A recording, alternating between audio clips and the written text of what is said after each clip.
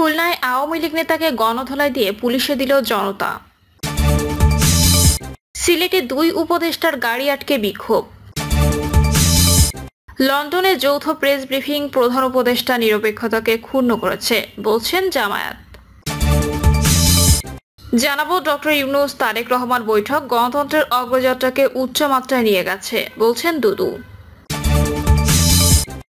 এবং সর্বশেষ জানাবো ইরান ইসরায়েল যুদ্ধকে জিতবে জানালেন রুশ বিশ্লেষক। শুনছিলেন সংবাদ শিরোনাম, এবারে বিস্তারিত। খুলনায় আওয়ামী লীগ নেতাকে গণধোলাই দিয়ে পুলিশে দিল জনতা।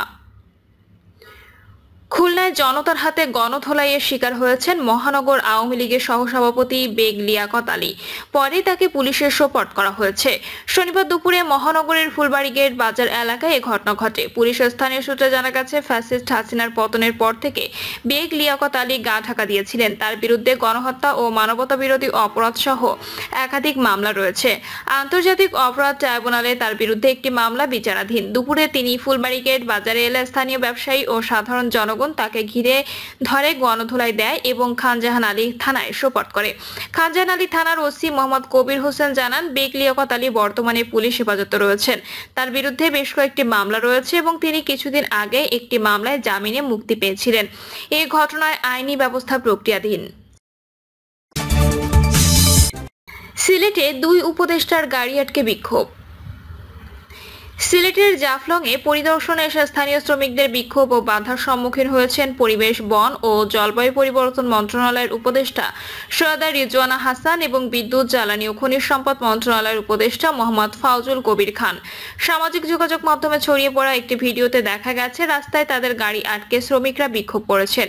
পরে পুলিশ শ্রমিকদের সরিয়ে দিলে তারা হরিপুর গেস্ট হাউসে যান। সৈয়দা রিজওয়ানা হাসান বলেন, জাফলং ইসিএ এলাকায় পরিবেশ ধ্বংস করে কোনোভাবে বালু পাথর উত্তোলন করতে দেওয়া যাবে না।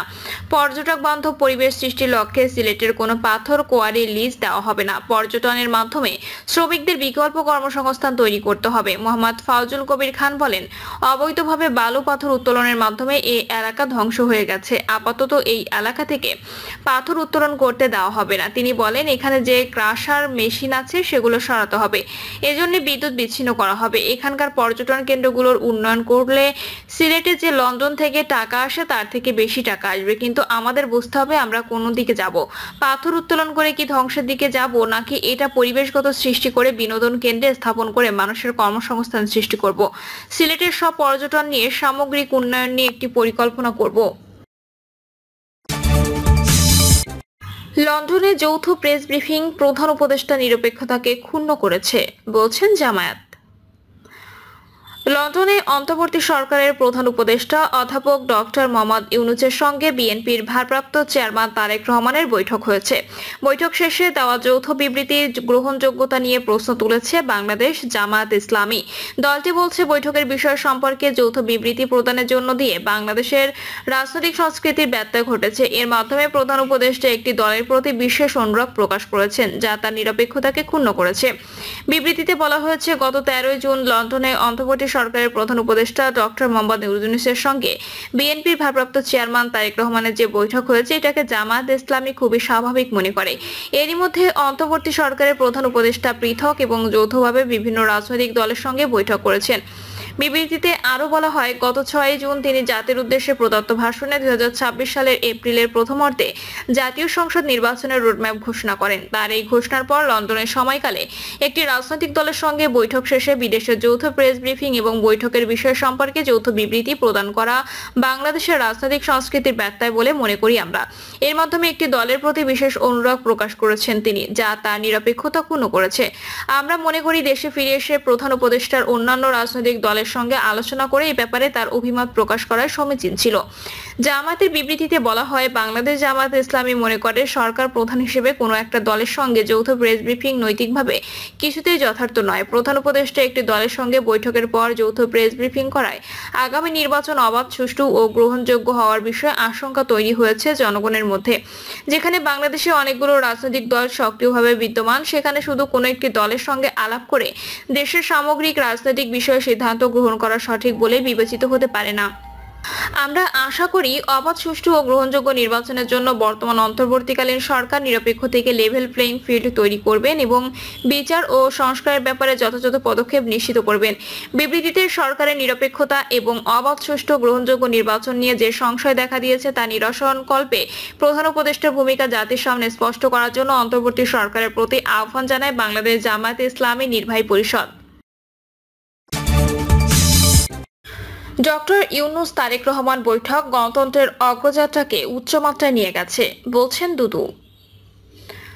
লন্ডনে প্রধান উপদেষ্টা অধ্যাপক ডক্টর মোহাম্মদ ইউনূস ও বিএনপির ভারপ্রাপ্ত চেয়ারম্যান তারেক রহমানের বৈঠকটি বাংলাদেশের গণতন্ত্রের অগ্রযাত্রাকে এক উচ্চমাত্রায় নিয়ে গেছে বলে মন্তব্য করেছেন দলটির ভাইস চেয়ারম্যান শামসুজ্জামান দুদু। তিনি বলেছেন, লন্ডনের এই বৈঠক বাংলাদেশের জনগণের প্রত্যাশা ছিল এবং এই বৈঠক স্বর্ণাক্ষরে লেখা থাকবে। এই মিটিং বাংলাদেশের স্বস্তি ফিরিয়ে এনেছে, বাংলাদেশের গণতান্ত্রিক শক্তিকে উৎসাহিত করেছে, আনন্দিত করেছে যে আগামীতে গণতন্ত্র সঠিক পথে এগিয়ে যাবে। দুদু বলেন, দেশে গণতন্ত্র প্রতিষ্ঠা হলেই গত জুলাই আগস্টের গণঅভ্যুত্থান পূর্ণতা পাবে। গণতন্ত্র প্রতিষ্ঠার অন্যতম লক্ষ্য হচ্ছে একটি নির্বাচিত সরকার, জনগণের ভোটাধিকার ফিরিয়ে দেওয়া। গত 15 বছর দেশের জনগণ তাদের পছন্দের প্রার্থী ও পছন্দের প্রতীকে ভোট দিতে পারেনি। ভারতের প্রসঙ্গ টেনে তিনি বলেন, শেখ হাসিনার অবৈধ নির্বাচনকে আমাদের পার্শ্ববর্তী রাষ্ট্র বৈধতা দিয়েছে। সেই পার্শ্ববর্তী রাষ্ট্র মুখোশধারী গণতন্ত্রের দাবিদার। সেই দেশ বাংলাদেশের গণতন্ত্রের জন্য সবচেয়ে বিপজ্জনক শক্তি। সেই দেশ সম্পর্কে আমাদের সতর্ক থাকতে হবে। শামসুজ্জামান দুদু বলেন, গণঅভ্যুত্থানে বাংলাদেশের একটি শুভ সূচনা, কিন্তু গণতন্ত্র প্রতিষ্ঠায় নির্বাচন অত্যন্ত গুরুত্বপূর্ণ। বাংলাদেশে যে সমস্ত গণতান্ত্রিক দল আন্দোলন সংগ্রাম করেছে, প্রতিটি দলই নির্বাচন চায়। কেউ আগে চায়, কেউ পরে চায়, কিন্তু নির্বাচন চায় না এরকম দল বর্তমানে বাংলাদেশে নেই। ইরান ইসরায়েল যুদ্ধে কে জিতবে জানালেন রুশ বিশ্লেষক। ইরানে হামলা চালিয়ে দখলদার ইসরায়েল বড় ভুল করেছে বলে মনে করেন রাশিয়ার রাজনৈতিক বিশেষজ্ঞ ও বিশ্লেষক মাইস কুরবানভ। তিনি বলেন, এর মধ্য দিয়ে একটি বিষয় পরিষ্কার হয়েছে, তা হলো ইসরায়েলের অন্য সব উস্কানিমূলক পদক্ষেপ ব্যর্থ হয়েছে এবং তারা তাতে ক্লান্ত হয়ে পড়েছে। ইরানি সংবাদ মাধ্যম তাসনিম নিউজের প্রতিবেদন অনুযায়ী ইহুদিবাদী ইসরায়েলকে শাস্তি দেওয়ার বিষয়ে ইরানের সর্বোচ্চ নেতার টেলিভিশনে প্রচারিত বার্তার কথা উল্লেখ করে এই বিশেষজ্ঞ বলেছেন, প্রতিশ্রুতি অনুযায়ী ইরান ইহুদিবাদী ইসরায়েলের হামলার জবাব দিয়েছে।